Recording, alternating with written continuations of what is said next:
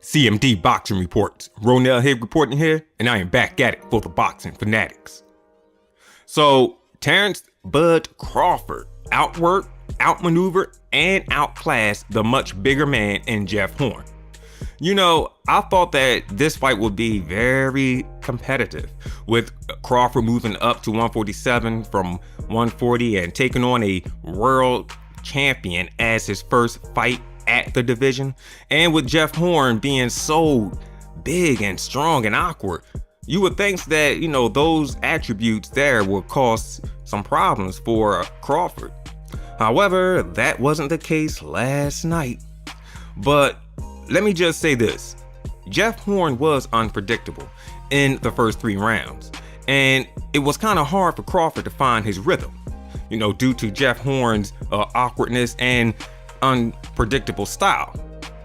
However, Terence Crawford was still able to, you know, prevail over those forces and win as the rounds went on. Now, Crawford wasn't laying them hands on Horn until round 7, and I guess that's when Crawford found his rhythm. And man, I must tell you, when Crawford started laying them hands on Jeff Horn, it looked nasty.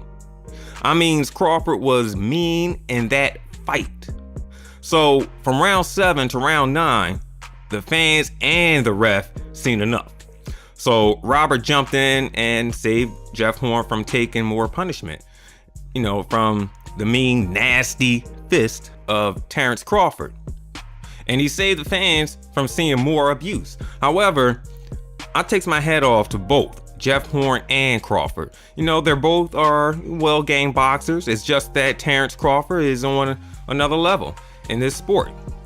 It seems that Terence Crawford is very adjustable when it comes to dealing with different styles that each of his opponents bring to the ring. So now the question is, what will he look like in the ring with Danny Garcia, Sean Porter, and the most infamous one at 147, Errol Spence Jr.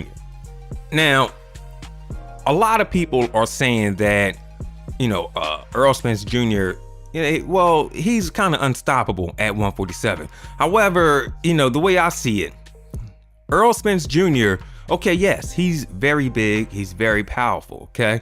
And that's what he uses to, you know, win his fights against his opponents, okay? He used those forces, okay, to take them apart. However, with Terence Bud Crawford, with him being so adjustable and so skilled, I think he can work around Errol Spence's, you know, power and his size, just like he did with Jeff Horn. Now, I understand that Jeff Horn is no Errol Spence. However, with Terence Bud Crawford having that gift to adjust, okay, and take over. I mean, last night, all right, in that fight with Jeff Horn, it looked almost like the Manny Pacquiao versus Jeff Horn again. But that was just in like the early rounds, right? But like I said, by round 2, okay, because round 1, it could have went either way, all right? I could give the first round to Jeff Horn. However, you know, after round 2, Terence Bud Crawford, he came out looking, you know, pretty different. He was just using his skills, using his instincts, you know, and moving in and out.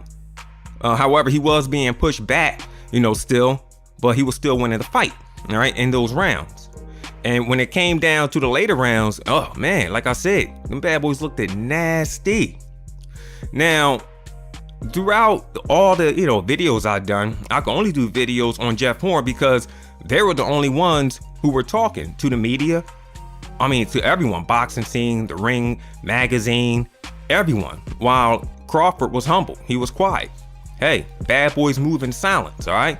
And he proved that, all right? No, he don't let his mouth do the talking. He let his fist do the talking. Wow, how deadly. So, anyways, that's my take on this CMD Boxing Reports. I'll catch you guys on the next one.